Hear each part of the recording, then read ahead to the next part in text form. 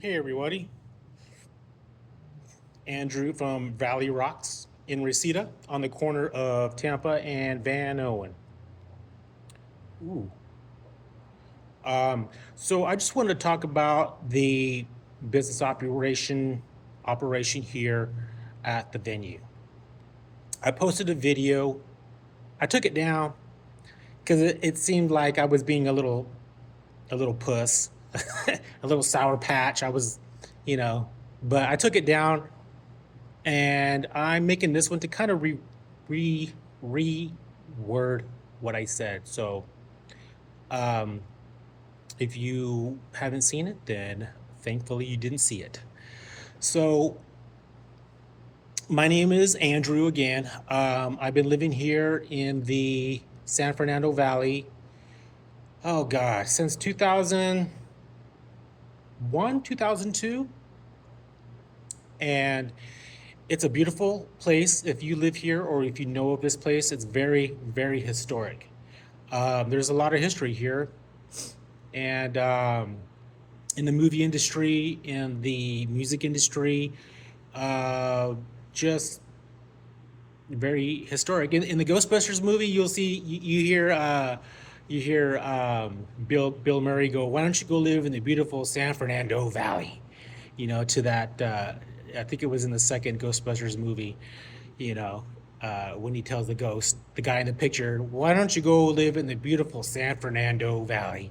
That's this place, and it's beautiful. It's hot right now because it's summertime. It's July, and it's supposed to be 103. Anyways, I'm getting off track.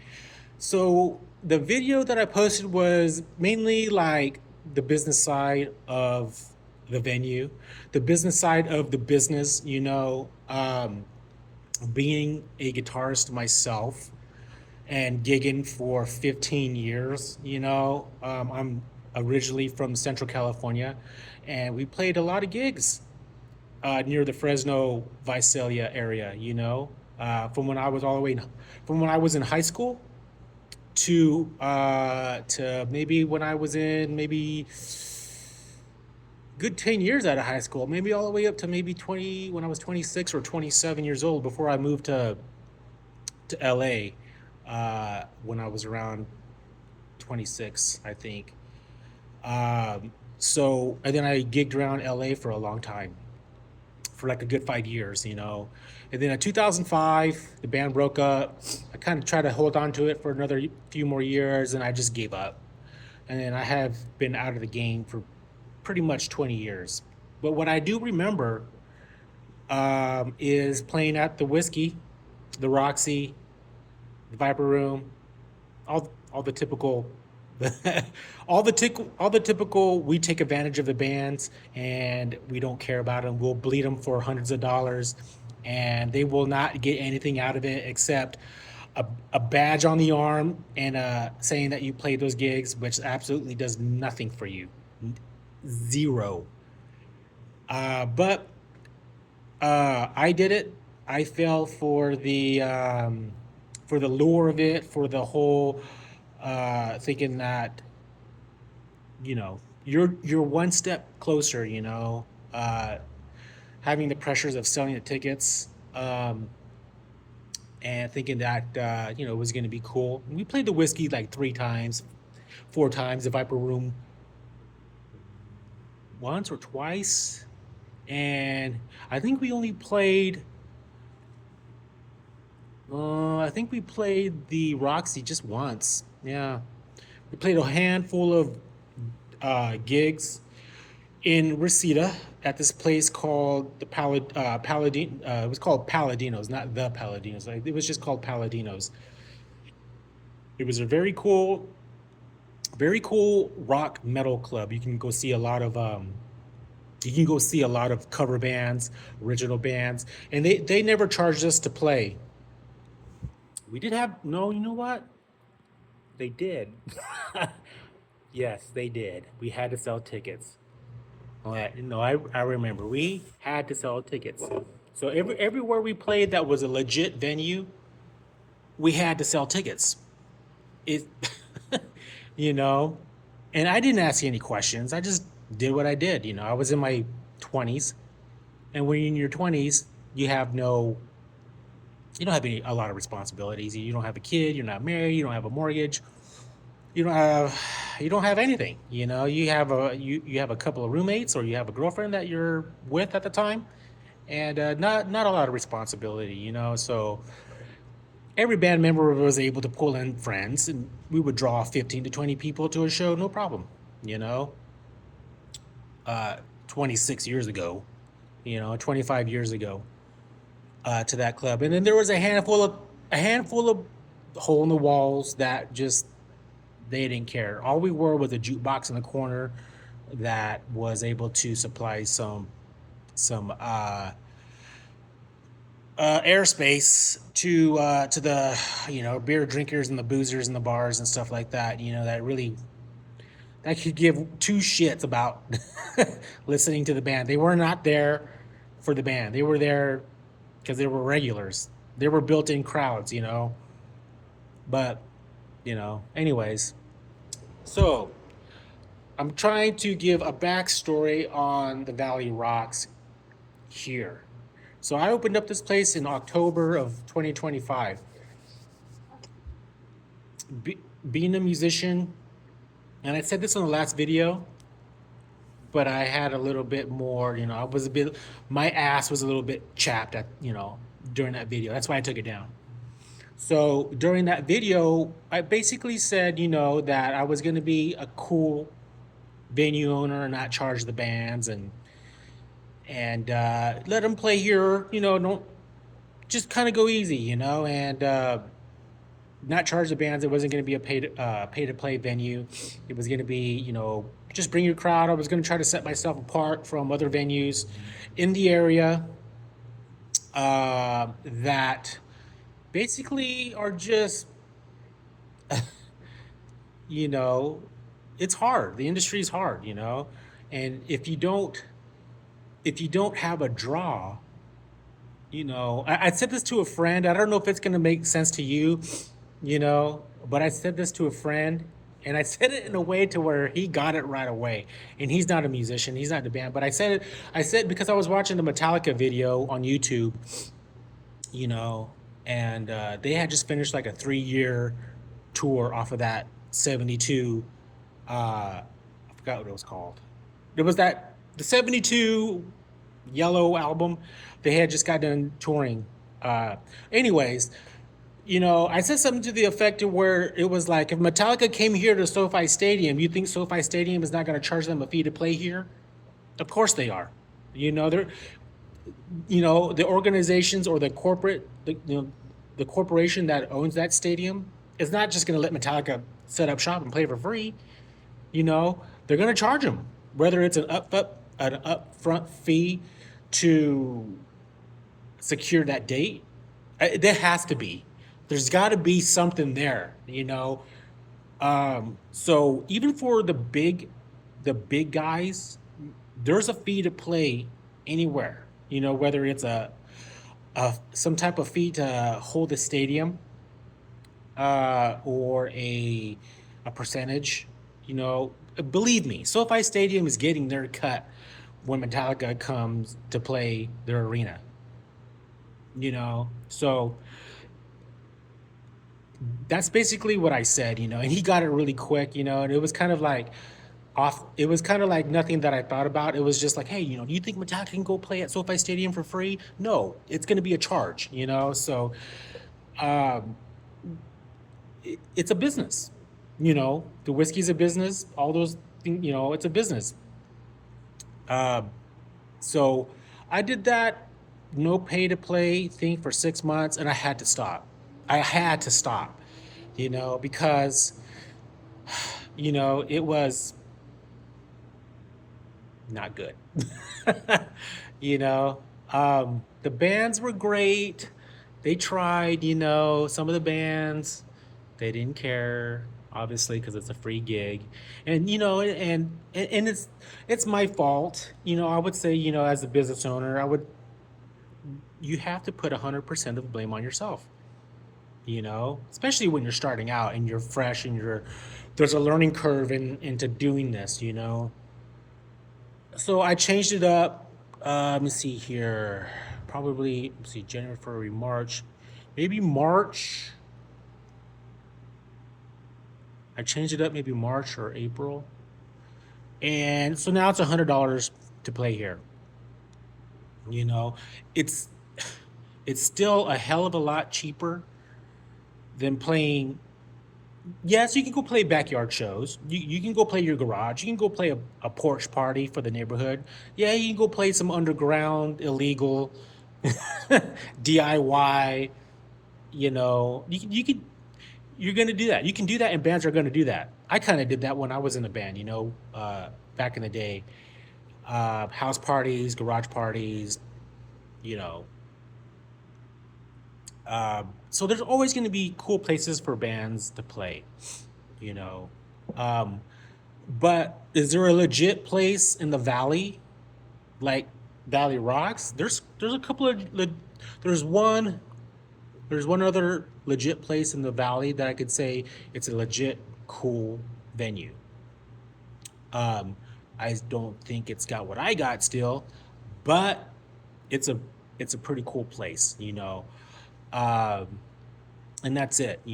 So other than two commercial, real legit venues that are just poking out and out there, there's really nothing else in the valley for bands to play again, unless you want to play some underground DIY garage, just in a real janky neighborhood. you know, there's gonna be places to play like that. So I changed it up. So now it's $100 to play here, and I came up with that dollar amount to be really flexible with the bands, and to really try to still be pro band friendly, but also there's a business to this. And when you are a musician, when you're a musician, um, and this is for you youngsters out there who are starting out, the teen bands, when you're in your 20s, even when you're heading into your 30s, you have to. I know you just want to get on stage and kick ass and look cool and play cool and look at me because I did it and that's all I cared about. Never thought about the business side.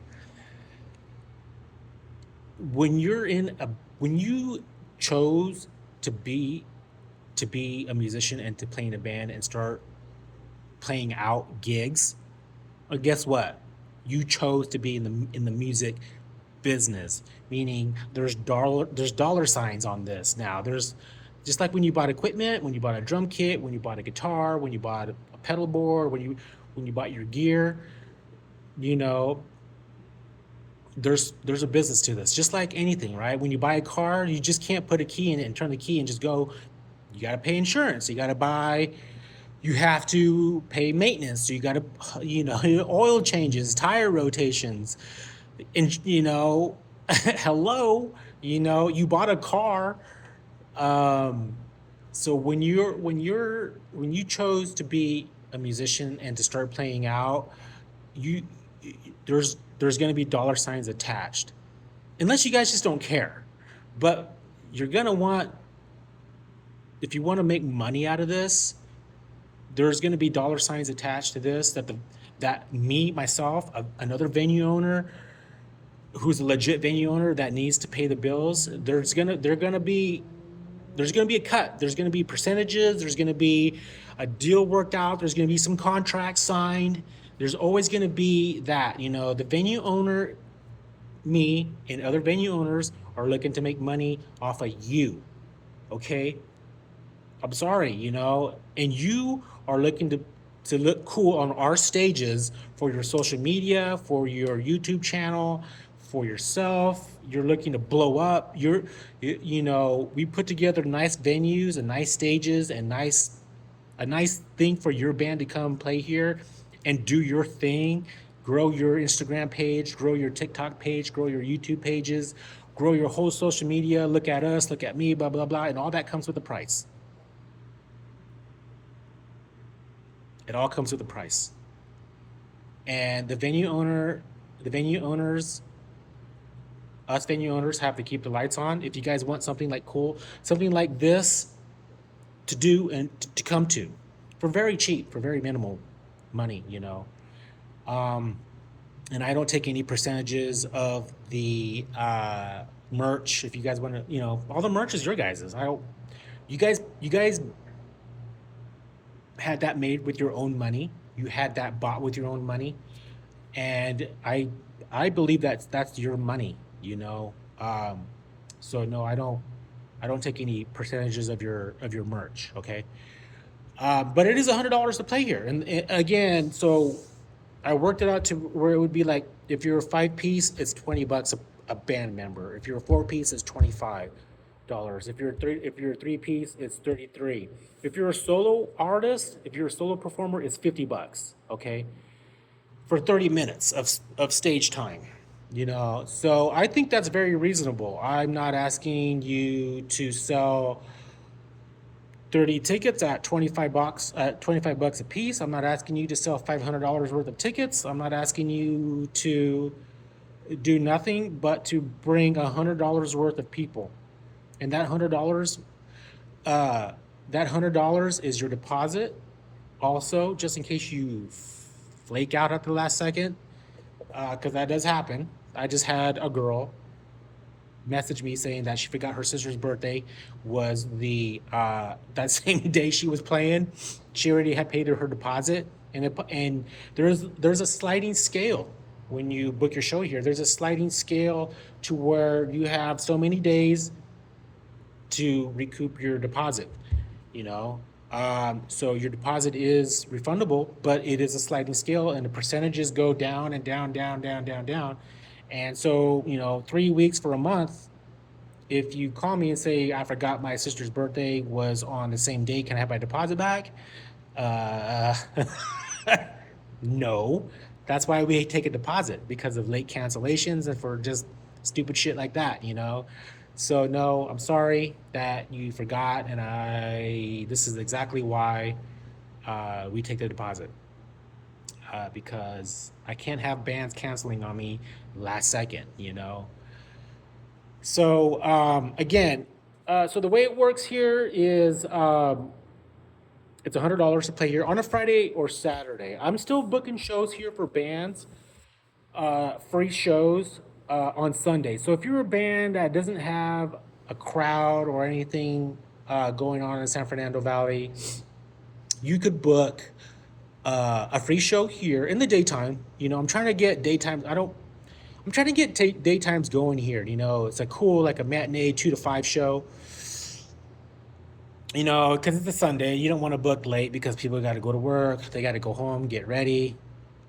So it's a 2 to 5 show here on Sundays, which is cool. You know, like it's a daytime show. Like that's cool. You know, that's like going to the movies during the day. You know, you go see a matinee, and you get out, and it's still daylight, and you go eat somewhere, and it's you know it's cool.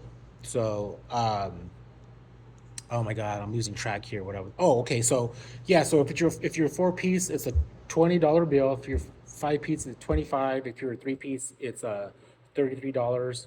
And if you're a solo player, it's $50. Okay. So now what I do is I credit you back that deposit 100% up to the $100. Okay. So you'll need to bring 7 people in. That's all I'm asking. You know, is does your band have a draw here in a I would say God, I think people would drive 20 minutes, you know, in a 20-minute driving radius in this location, does your band have a seven a seven can you draw 7 people? And the 7 people come out to $100. Okay? So that's why it's $100 because I factored in, crunched the numbers, and that's how much I need to make, depending, you know, if I need to book uh, so many bands per night, it's you know that's what it comes out to. So it's $100, 20 $20 for 5 people, $25 for 4 people, $33 for a three piece, $50 for a solo act. and then I will credit the band back those ticket sales online and at the door. You will get credit 100%. So up to what you put your deposit down, you will get 100% of those tickets back. So you need to sell 7 tickets to recoup that $100, and I give it back to you. That's all your money. Boom. Now you're good. Now you're at now it costs you nothing to play here, right? Because you gave me $100. The fans came in, gave me $100 worth of tickets. I took that money and gave it back to you. So now you're paid back. It costs you nothing to play here, and you're good, you know. And then on an additional, and then on top of that, I give you an additional 70% of each ticket that's sold after that, you know. Um, this is if I book my own shows. This is me booking, being the promoter, booking my own shows. I have a different process for promoters. You know, if you're a promoter, I have a different process of doing that. I'm just talking about, this is bands coming, emailing me or texting me and say, hey, we want to play a show, and I go, okay, this is the details, this is the deal, this is what we need to figure out first before we book you a date. You know, so and then we go from there. So each ticket sold after your deposit is fully refunded back to you, you'll get an additional 70% of each ticket sold after that. So you will get an additional, uh, I think it's $9. It's not quite $10. It's like $9.95 or 94 cents. You know, so you'll get that much money after your deposit is paid off. You know, and I paid out hundreds of dollars to bands. You know, some bands walked out with $100 in their pocket. Some bands walked out with $200 in their pocket. Some bands have walked out with $300 in their pocket. You know, so it's a good deal. You know, but you know when the bands hear it, you know they text me back, and you just by reading the text message, you could feel the butt hurtness.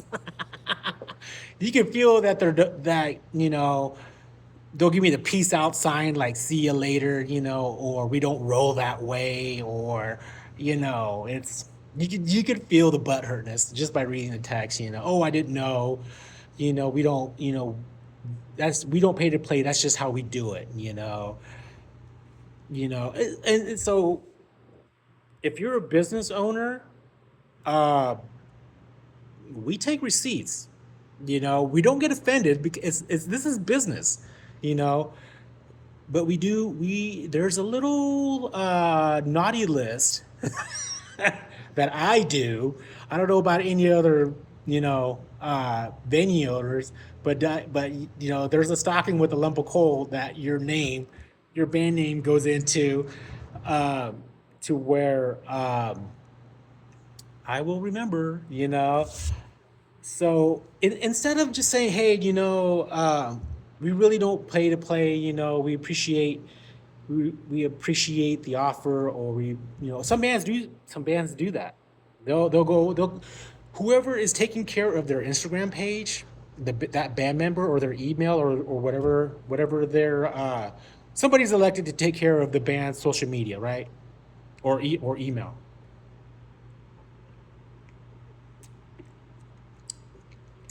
Little advertisement. Somebody's elected to do the talking for the band, and sometimes that person will respond very professional, and it's almost like, okay, they don't want to pay to play, but you know what, they were very nice, they were very kind, they were very professional, and you know what, because they were very cool, I might be in a pinch one time, and I may just come back and ask them, hey, I got a Friday or Saturday show. You guys want to jump on it for free? You're a cool band. I like your sound. Sorry we couldn't work out a deal a couple of months ago, but I do remember you. I remember who I was talking to. I remember the conversation. I went back and checked the emails, and it was a pleasure at least talking to you. You were very professional, and that gives me hope. That gives me light at the end of the tunnel. That band may be easy to work with in the future. It may just be worth it for me to keep in contact with them. It may pay off in the long run for both of us. They may come here and play for free and go, God, this was really nice. It was a really nice experience and it was cool. Thank you for letting us jump on the show. And they may just go, hey, you know what? The next show that you need us to play, we won't have that problem putting the deposit down. It's a good deal. It's a good place. It's a good spot. It's a good business working relationship. And we can keep this going and both parties could start making some money. But if you're going to be that band that texts me right away with a pearl clutching, response, you know, uh, yeah, you're, you know, no offense, but I will put you on the naughty list because I've had a situation to where a band has not broken up, but maybe a core member left, or that member was taking care of their social media and their email and was speaking for the rest of the band when the rest of the band would probably go along with putting $100 down, but the information wasn't filtered down to the rest of the band members, and maybe that band member either quit or they got kicked out. And I had a message from a band saying, "Hey, we would like to come and play your your your venue." And for some reason, I'll remember. I will I'll go back and check the receipt. It's not because I remember and I'm butthurt myself, but some band names stick out. I mean, it's just some band names are in my head. I always remember them. So I'm like, hey, this name looks familiar. Uh, I, so I'm like, oh yeah, you guys, you guys, whoever responded to me wasn't, they didn't, they got kind of, they're like, oh, that guy, the person's gone, we got a new whatever, and we would like to come and play. Oh, okay, cool, and they didn't play, but it was a scheduling conflict. They just couldn't make it during that time. But at least they reached back out. At least they reached back out, and it's a start.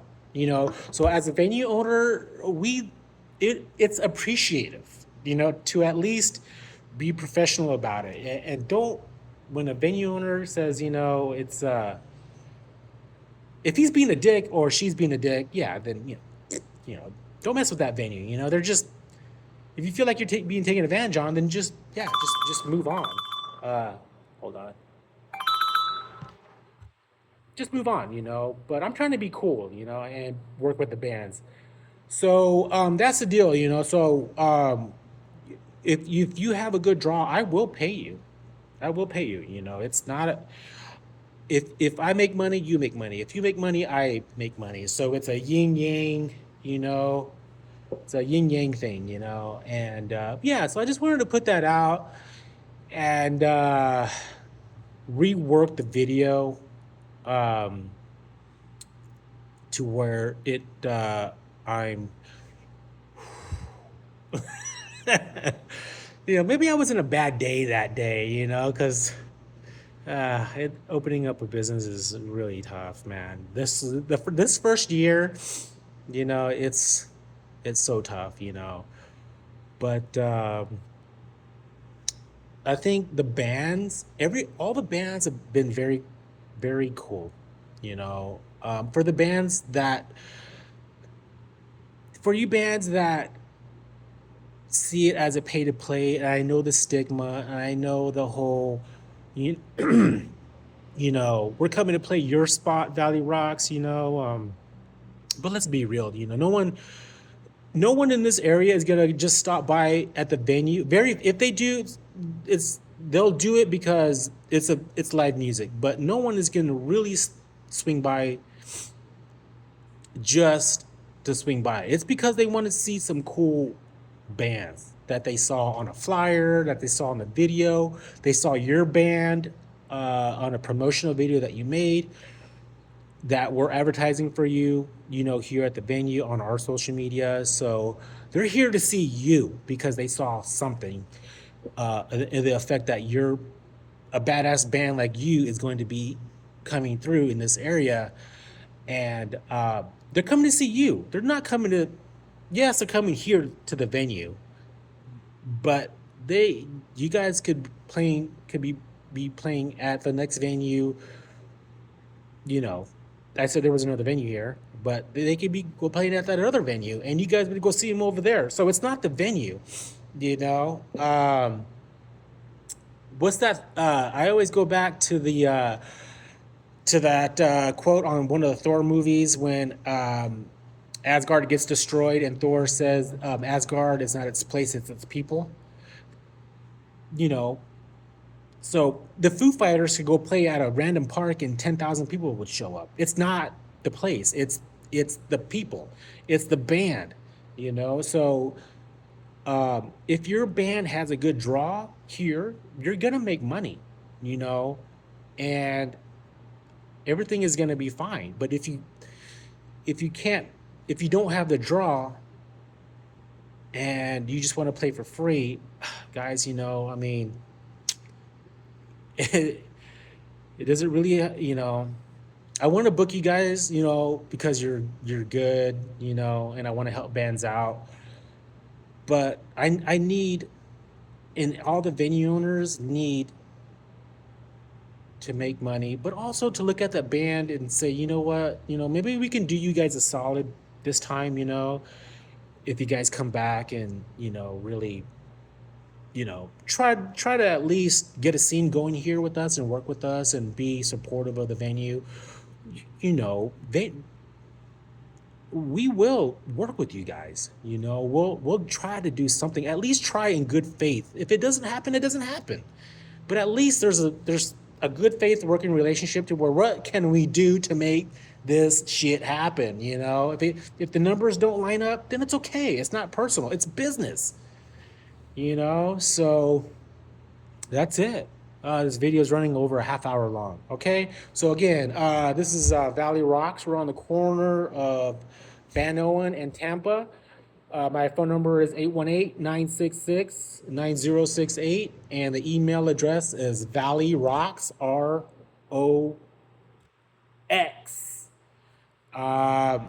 24, Valley Rocks, ROX 24 at gmail.com.